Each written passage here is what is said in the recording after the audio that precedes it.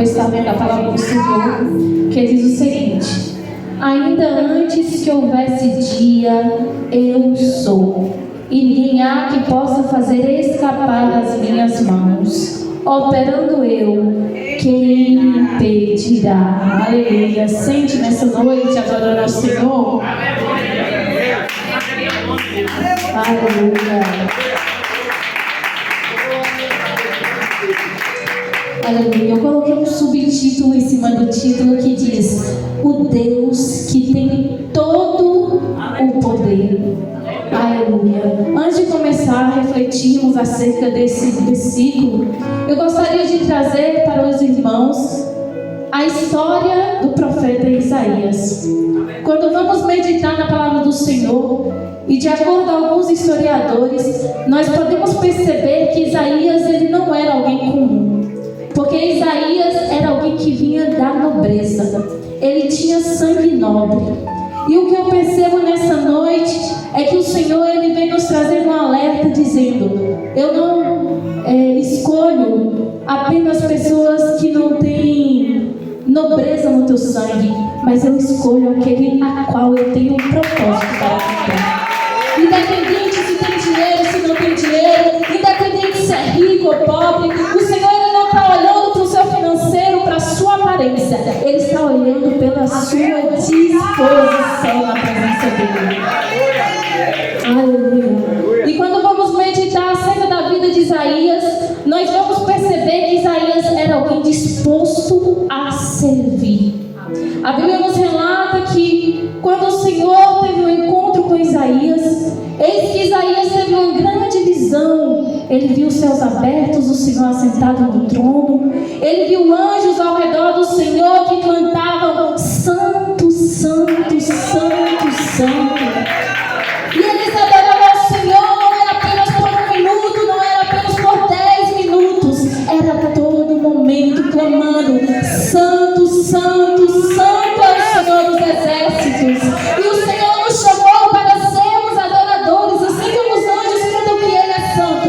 Nós também devemos declarar que Santo, Santo é o Senhor dos exércitos, e a terra está cheia da sua glória. Aleluia. Isaías tem essa grande visão, e eis que Isaías ouve uma voz dizendo: a quem enviarei? E a quem há de ir por nós? O Senhor estava à procura de alguém disposto a profetizar no meio das injustiças. Isaías, ao ouvir aquela voz, ele não temeu em nenhum momento, ele apenas vai dizer: eis-me aqui, Senhor, envia-me a mim. E nessa noite o Senhor está à procura de pessoas dispostas que declaram a Ele: eis-me aqui, Senhor. O Senhor quer te usar para profetizar no meio das injustiças. O Senhor quer te usar para profetizar no meio das lutas e das dificuldades.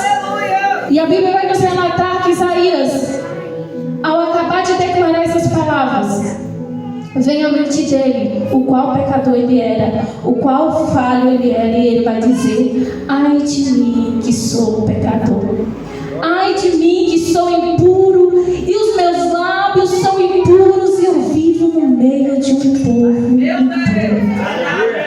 Eu percebo nessa atitude de Isaías que o Senhor não quer apenas que nós sejamos dispostos a servi-lo, mas que o Senhor quer também que nós confessamos os nossos erros e a nossa impureza diante dele. E foi isso que Isaías fez. Isaías não apenas aceitou o chamado, mas ele também declarou os seus erros e as suas falhas, porque ele sabia que ao declarar suas falhas para o Senhor não iria fazer como o homem que muitas das vezes vê o seu pecado, vê a sua falha e te julga. Pelo contrário, o Senhor ordena o anjo a pegar a tenaz e tocar nos seus lábios, e tocar na tua vida e te purificar. É isso que Deus faz, irmãos. Deus é aquele que vê o homem caído e passa por ele e não deixa ele caído. Ele estende as suas mãos para levantá-lo. O Senhor, ele é o bom samaritano. Jesus vai dizer uma parábola dizendo que um homem foi assaltado e deixado lá de lado. Um sacerdote passou por ele, não o ajudou. Um levita que louvava ao Senhor passou por ele e não o ajudou. Mas um certo alguém que era desprezado pelos judeus, de Samaria, olhou para aquele homem e estendeu a mão para o socorrer. E é isso que o Senhor quer que nós façamos, que nós estendemos a mão para socorrer os nossos irmãos. Não estou fugindo da palavra, irmãos. O Senhor ele colocou no meu coração para dizer acerca disso. Eu estou dizendo, porque eu creio que a palavra vem para nos afrontar, vem para nos preencher daquilo que nós necessitamos. E a Bíblia fala, irmãos, que o Senhor ele nos chamou como um exército forte. E quando nós vamos estudar acerca de como o exército é treinado, uma coisa muito interessante, porque o exército é treinado para não abandonar o seu companheiro na guerra. Quando o companheiro é ferido na guerra, ainda que ele esteja aleijado, ainda que ele esteja caído, o companheiro não pode deixá-lo lá. Porque ainda que ele está machucado, se ainda há vida, ele tem que carregar o companheiro nas costas e levá-lo. E é isso que nós somos diante de Deus, exército que não abandona o companheiro caído, mas o coloca nos ombros e o ajuda a caminhar na presença de Jesus. Aleluia. Isaías confessa ao Senhor a sua impureza. E a Bíblia fala que um anjo pega uma brasa do altar, coloca nos lábios de Isaías, e ele agora é purificado de todo o seu pecado. Isaías foi um dos maiores profetas daquele tempo. Ele é denominado como o profeta messiânico, porque ele foi um dos profetas que mais profetizou a vinda do Messias. E Deus usou o seu profeta para profetizar no meio dos nobres, no meio dos reis, no meio dos grandes. E o Senhor sabia quem ele estava chamando. E a Bíblia fala, irmãos, que Isaías agora começa a profetizar contra a injustiça. Ele começa a profetizar contra o pecado do povo, pois o povo se distanciava da vontade do Senhor. O povo se distanciava da vontade de Deus. E por se distanciar da vontade de Deus, Isaías agora começa a despertar o povo para que eles reconhecessem os seus erros e deixassem de praticar os seus pecados, porque senão haveria consequências para aquilo que eles estavam fazendo. Por isso que o Senhor sempre nos alerta, por isso que o Senhor sempre usa da tua palavra para nos alertar. Porque independente se estamos na igreja ou não estamos na igreja, todas as nossas atitudes têm consequências. Por isso o Senhor nos alerta, porque Ele não quer que nós venhamos passar por essas consequências. Mas infelizmente, nós muitas das vezes endurecemos o nosso coração. E ainda que arrependemos e pedimos perdão, as consequências ainda virão. Porque o Senhor, Ele, além de ser amor, Ele é justiça. Aleluia. E ainda que Isaías profetizasse, e ainda que Isaías despertasse o povo não dava ouvido à voz de Deus. E por esse motivo, Deus permitiu que o povo fosse saqueado pela Síria. E por esse motivo, Deus permitiu que o povo fosse levado cativo. E a Bíblia nos relata que apesar do povo ser levado cativo, apesar do povo ter sofrido ataques, o Senhor não desamparou o seu povo. E o Senhor usava os teus servos para profetizar que um novo tempo viria, que o Senhor restauraria novamente o seu povo.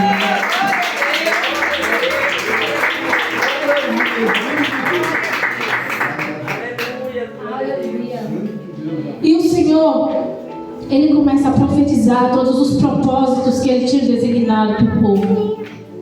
E começa a alertar que um novo tempo viria após o cativeiro.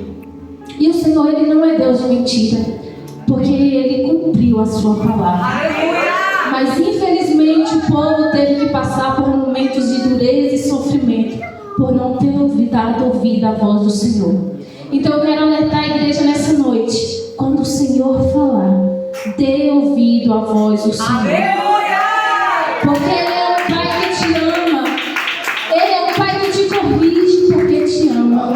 Eu costumo dizer que hoje o amor está invertido. As pessoas pregam um amor invertido, pois pregam um amor que tudo aceita e que está ok. Tu pode pecar, está ok, tu não vai para o inferno não, pode continuar no pecado. Esse é o amor que o pessoal prega. Esse é o amor que eu vejo muitos falando. Mas a Bíblia nos relata que o amor de Deus é um amor de Pai. É um amor que corrige. Pois o amor verdadeiro é aquele que vê o filho indo no caminho errado, ele vai corrigi-lo. Ele vai direcioná-lo, porque não quer que ele sofra consequência. Esse é o amor verdadeiro. O amor verdadeiro é aquele pai que vê o filho sendo preso por algo que fez de errado, e ao invés de falar, não prenda meu filho, ele é bonzinho, vai dizer, pode prender, porque ele vai aprender através da consequência. É esse o amor de Deus. Então Deus permite as consequências, não é porque ele é ruim, é porque ele te ama e não quer ver você perecer. Aleluia. Eu estava lendo toda a passagem de Isaías e li o capítulo todo de Isaías 43. E me chamou a atenção esse versículo também que diz assim, é Isaías 43, 2. É que eu sou professora e minha garganta cansa, sabe? Chamando o menino o dia todo. Isaías 43, 2. Diz assim, o Senhor diz que ainda que passares pelas águas, Ele estará contigo. E quando passares pelos rios, Ele não lhe submergirão. Quando passares pelo fogo, não te queimarás, nem a chama arderá em ti. Aleluia. Esse versículo é muito lindo, irmãos. Eu estava meditando naquilo que o Senhor queria trazer para nós, porque Ele fala de uma forma figurada. E a água e o rio representam momentos de angústia nas nossas vidas. Representam momentos de depressão. Muitas das vezes a gente quer ficar ali isolado, sofrendo, angustiado, aflito. Isso que as águas e os rios representam. Essas águas que muitas das vezes querem nos submergir. Essa angústia que muitas das vezes quer nos submergir, ao ponto de acharmos que a gente vai afundar. Mas é nesses momentos que Deus vem para te ajudar. E ainda, além de te ajudar a submergir, o Senhor te faz andar sobre as águas. Aleluia. Assim como Ele fez com Pedro. Quando Pedro estava se submergindo, ele achava que ele ia afundar. Aí ele olhou e viu Jesus. Senhor, me ajuda. Senhor, me ajuda, que eu estou afundando. O Senhor levanta e o faz andar sobre as águas. Papai. Aleluia. O fogo. Fogo representa prova ardente, dores que machucam a alma.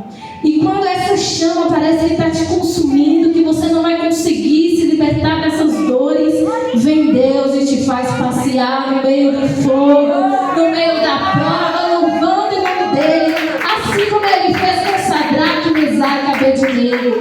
O rei jogou Mesaque, Sadraque e Abednego na fornalha e achou que eles iam queimar. Mas quando ele vê, ele olha Sadraque, Mesaque e Abednego dançando na presença do Senhor. E olha, tinha um anjo no meio deles. E é isso que Deus faz na sua vida. Quando as chamas parecem que vai te consumir, o Senhor ordena o seu anjo para te proteger. Aleluia. E Deus faz isso, irmãos, para nos mostrar o quão poderoso Ele é. Aleluia. Vamos para o versículo que eu acabei de ler. Isaías 43, 3. Ainda antes que houvesse dia, eu sou. Eu fui pesquisar acerca desse versículo e achei algo muito interessante. Na história diz que naquele tempo, o povo da Síria, eles adoravam deuses que acreditavam dominar o tempo e o destino.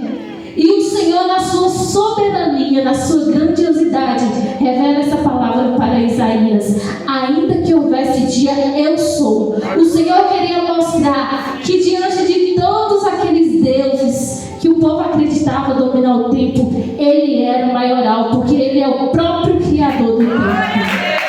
Aleluia. Aleluia. A Bíblia nos afirma que Deus é o Pai da eternidade. Se Ele é o Pai da eternidade, então entendemos que a eternidade teve um começo. E a eternidade é aquilo que nunca vai se acabar. Mas houve um começo para ela, e foi no momento que Deus a criou. E Deus aqui está nos mostrando que, por Ele ser o Pai da eternidade, Ele é maior do que a própria eternidade. Aleluia. Ele criou a eternidade. A eternidade então tem começo, mas não tem fim. Porém, Deus, na sua infinita grandiosidade, não tem nem começo, nem meio, nem fim. Porque Ele não existe, Ele é. Ele é poderoso, Ele é grandioso. E Ele vai dizer: eu sou o grande, eu sou. Aleluia.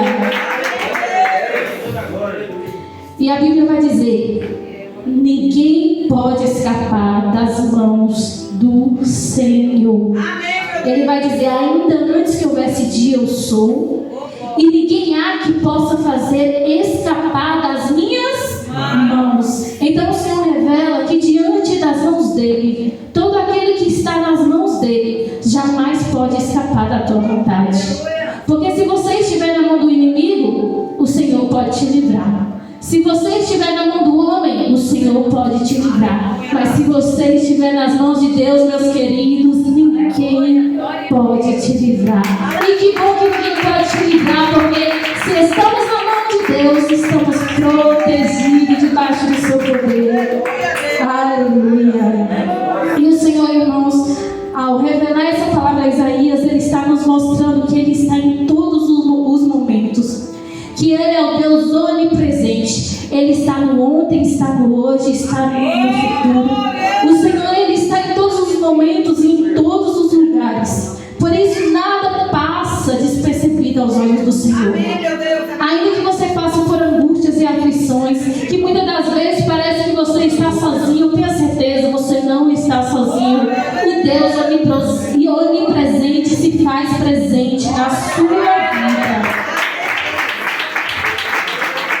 E é tão linda essa presença de Deus que Davi, em seus salmos, vai declarar como é poderosa essa onipresença. E ele vai dizer no Salmo 139, 7 ao 12. Ele vai dizer: para onde poderei eu escapar do teu espírito? Para onde poderá fugir da tua presença? Se eu subir aos céus, lá estás. Se eu fizer a minha cama no Seol, também lá estás. Então compreendemos que ainda que tentamos nos esconder do propósito e da vontade de Deus, não conseguimos, porque aonde você estiver, Deus vai em encontro de você. Um exemplo de alguém que tentou fugir da vontade de Deus se chama Jonas. Deus tinha um propósito na vida dele. Deus tinha uma chamada na vida de Jonas. Mas Jonas não queria cumprir essa chamada. E tentou fugir da vontade do Senhor. Mas Deus o encontrou lá no barquinho, lá no fundinho do barco dormindo. E Deus sacudiu. Até aqueles que estavam no barco, que não deveria estar passando pela tempestade, teve que passar pela tempestade. Então, irmãos, antes de tentar fugir do chamado de Deus, pense que lá onde você estiver, Deus vai te encontrar. Não tem como fugir da vontade de Deus. Aleluia. Então nós lemos: ainda antes que houvesse dia, eu sou. Ninguém há que possa escapar das minhas mãos. Operando eu, quem impedirá? Quando Deus ele resolve trabalhar em favor de alguém que se propôs a viver a vontade dele, ainda que se levante inferno, ainda que se levanta pessoas, ainda que se levanta o vento, que se levanta o mar, ninguém pode impedir a vontade de Deus na sua vida, porque Deus ele tem todo o poder. O inimigo pode até ter um pouquinho de poder lá que Deus deixou para ele, mas somente Deus que tem todo o poder. Então tem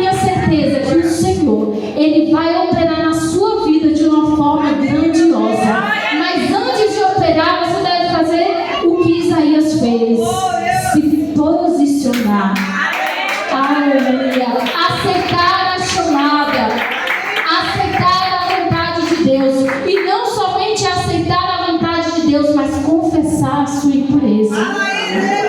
Porque a Bíblia vai dizer que não há um justo sequer. Deus olhou na terra, não viu um homem justo, não viu um homem limpo, não viu um homem que fosse purificado 100%. Então não tem como eu querer ser melhor que você e você ser melhor a mim. Porque diante de Deus, Deus vê o oculto e o escondido. E Ele contempla que nós não somos melhores nem piores que ninguém. Nós somos criação do Senhor. E como criação do Senhor, nós somos servos e filhas dele. Aleluia. Então o Senhor, irmãos, Ele quer usar nossas vidas. Só que para Ele movimentar as águas em nossas vidas, para Ele fazer grandes coisas em nossas vidas, nós precisamos nos dispor, assim como Isaías fez. Isaías, ele declarou que ninguém pode impedir aquilo que Deus quer fazer. Que quando Deus resolve operar, nada pode impedir o operar dele. Quando Deus ele resolve levantar um homem do mutúrio e colocá-lo para sentar entre os príncipes, ninguém pode impedir. Ainda que tudo se levante para tentar impedir os propósitos de Deus acontecer na sua vida, pode ter certeza e confiança que aquilo que Deus designou vai acontecer. Pode passar céus, pode passar terra, mas a palavra do Senhor não passará. Pois a palavra do Senhor não passará. Aleluia. Então tenha fé e acredite. Eu gosto de terminar a palavra, de levar a palavra falando de Jesus, falando do que Jesus fez em nossas vidas. Não é que eu não tenha falado de Jesus e da palavra dele, mas é muito importante relembrarmos do feito histórico que Deus fez em nossas vidas. Não podemos fechar um culto sem falarmos desse feito histórico que Jesus fez nas nossas vidas. A Bíblia vai dizer que Ele despiu-se da sua glória, despiu-se do seu poder, se fez homem e andou no meio do povo. E não somente andou no meio do povo, mas se entregou numa cruz para salvar este povo. A ira dos homens estava sobre ele, a ira do inimigo das nossas almas estava sobre ele, e a ira de Deus contra a humanidade estava somente sobre ele. E ele foi levantado no madeiro e ele suspirou e declarou: está consumado. E a Bíblia nos relata que Jesus ele foi sepultado, mas ele não se encontra sepultado, pois a Bíblia vai dizer que ao terceiro dia ele ressuscitou, mostrando que os propósitos dele se cumprem. Pois ele fez uma promessa lá atrás que viria um homem que pisaria a cabeça da serpente, e lá na frente ele cumpriu, mostrando que quando ele quer operar, ninguém pode impedir. E ele operou por meio de Jesus Cristo. Aleluia. Ele operou milagre e propósito por meio de Jesus Cristo. Ele operou a redenção por meio de Jesus Cristo. Redenção. Nós somos salvos por meio dessa redenção. Nós somos salvos por meio dessa graça preciosa.